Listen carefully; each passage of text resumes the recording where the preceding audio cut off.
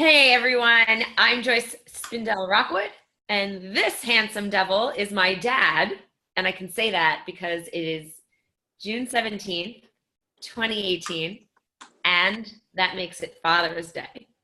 So I grew up a very fortunate child because my mom and dad were incredibly unique and still are incredibly unique people, very creative, very artistic. And as you know, my father is a commercial still life photographer. There were many opportunities in his career where he actually created many opportunities in his career to work with and connect with what he likes to call precious people. The people that he grew up with, the celebrities, the actors, the entertainers, the performers that really touched his life. So today, I am honoring him by letting you all know that I am the person, the woman I am today, because he has always been my inspiration to really live out your dreams, to really make your passion your profession. And I have followed in his footsteps, even if I'm in a different profession myself, I followed in his footsteps with that inspiration. So I wanted to let him take the Paid reins. to do your hobby. That's Well, what yeah, I right? So I'm going to let him take the reins. And today we're going to highlight the beautiful, the eloquent Bette Davis. So, Dad, why don't you start us off by telling us what year it was and how this connection with this precious person, well, all began? before I do that, I'm going to surprise you with something. We Uh-oh. just, unpacked and furnished our home because we had a minor problem, so I had to redecorate my office. And I found something you gave me years ago. Happy Father's Day, Dad. I love you, and I am so proud of the person you are and the dad you are to me. Big kiss. Mwah. How's that? You I remember think how many years ago you made that for me? I keep it on my desk. Okay, I know how many years ago because I made that for you when Mom and you were driving cross country from New York to move to your new home in Arizona. Oh, okay. So that was 2004. 2004. So 14 years ago. Yeah. Almost to Let's the get day. let's get back to Bette Davis. Was June Several, 11th. My yeah, birthday with that. Okay, go for it. several years ago, I was watching a TV show and Rona Barrett was interviewing Bette Davis, and Bette Davis was talking about how she worked so hard and so many long hours, she didn't spend enough time with her family. And I sort of related to that to some extent. So I decided to write to her as I had done to several other entertainers. And I sent her a photograph of roses, which is in this book I'm writing about, The Kid in the Candy Store of Life, about all the celebrities I've met. And this is the photograph I sent her. So she sends me a beautiful thank you note, which is hanging on the wall behind me here, because I decorate my walls with all the letters from celebrities. And she wrote, "It's such a beautiful painting. I really appreciate it." And I wrote back to her, I said, "Dear Miss Davis, I happen to be a photographer. It's a photograph." I get another letter from her, and guess what it says? "I'm Bette Davis. It's a painting." You don't argue with Bette Davis, right? So that got things going. Then, I would write to her again a couple times. Different things happened. She was getting a Lifetime Achievement Award at Lincoln Center. So my wife and I ran up to her hotel suite and left a bouquet of flowers that cost me I won't say the price, but it was expensive, but I wanted to do something special. Because I was hoping I could do a collage of her career like I did for George Burns, full of memorabilia, from his 80-year career, and which she had agreed to. So she ends up calling me after the tribute, and she says, "You've done something no other man has done, giving me a bouquet of flowers that cost so much money," because I know it wasn't cheap. I said, "It was my pleasure." Another time, I knew it was her birthday. My wife had mentioned she knew a place that had white chocolate roses. So I sent her a dozen white chocolate roses. She calls me up Mom again. ever get those?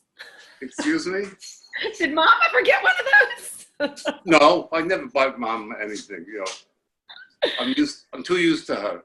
And, I got so, 2 toilets for Mother's Day. oh yeah, she just told me she got 2 new toilets for Mother's Day. So what more could you want? You would And they think, were on sale. God, sounds like something you'd give your daughter, the colon therapist, but okay. Yeah. So that, she said, when she got the flowers, she said, "No other man gave me flowers like this." So that was kind of a neat thing to have her call me. and I discussed, doing a collage with all her memorabilia. And we had tentatively set it up, but unfortunately she passed away a few weeks later. So it never got to happen. But I loved it once. She was on Johnny Carson's show, and she, was wearing this incredible outfit, like black and white, and a big hat. And Carson was, interviewing and all. And some to the effect, he says, "You think this is easy doing this?" But so Betty Davis says, "Sure it is. Get up, I'll sit there." And she took over the show till the end of the show. She probably did a great job. But I cherish all the letters from her, which, like I say, are hanging on the wall behind me.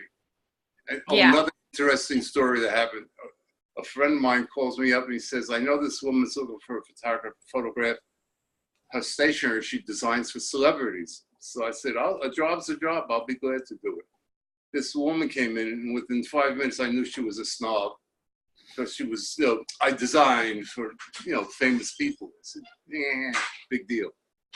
The first one she takes out was Betty Davis's stationery. And I it was hers because I saw, I have letters from her. Right. So the woman says to me, "Would you mind if I copy those letters so I can show it to people?"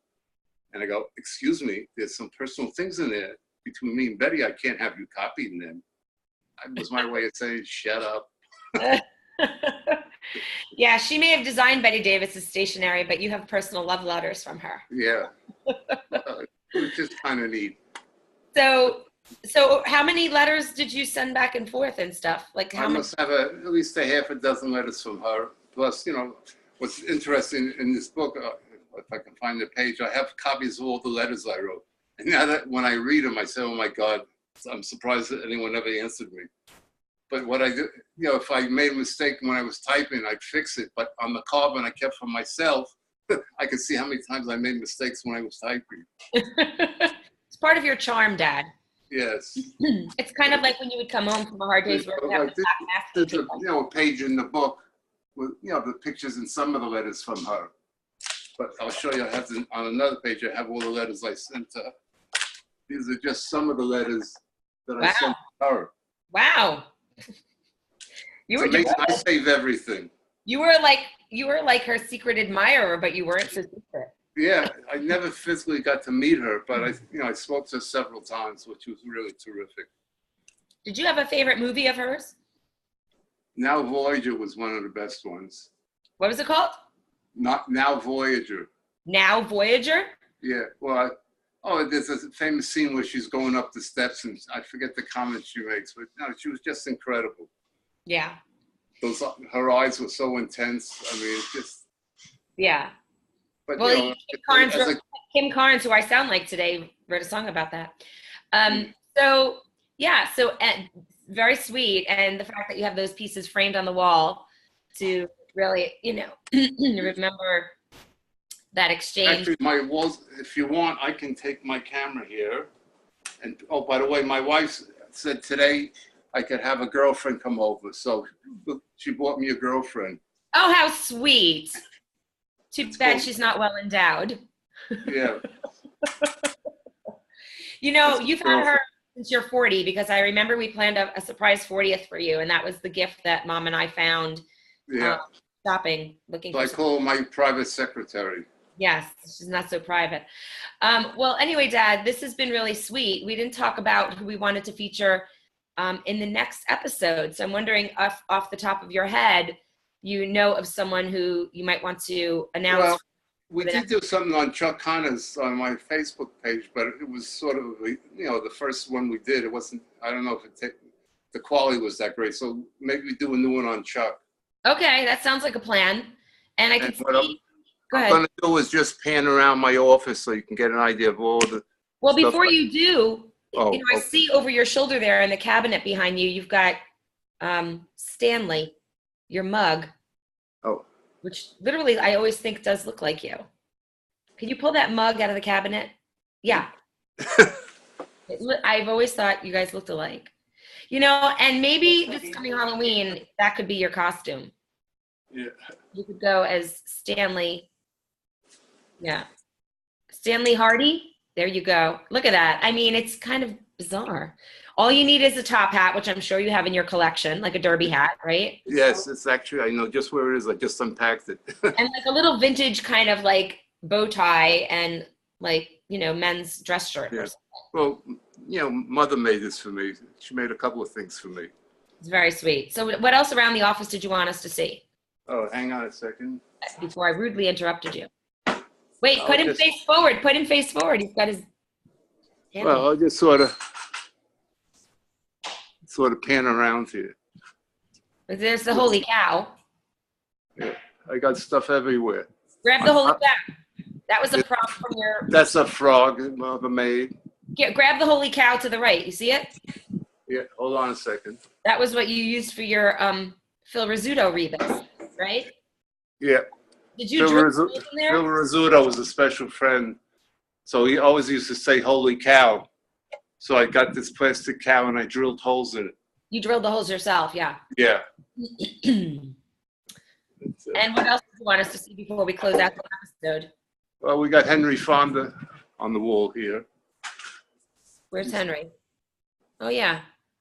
Because I talked I know about Kathleen Hepburn last week. Right. And And- there's just a quick rotary of the office. There's the hallway. But as you can see, I got pictures everywhere. I see you wasted no time in getting everything rehung. Absolutely. Yeah, like a week ago, this was completely bare walls while you were having everything painted. Whoop. All right. Well, did you want us to see anything else in particular? No, there's a whole collection of Mickey Mantle plates I did. But this is just, tons of stuff. Tons of stuff. There's Vincent Price on the wall.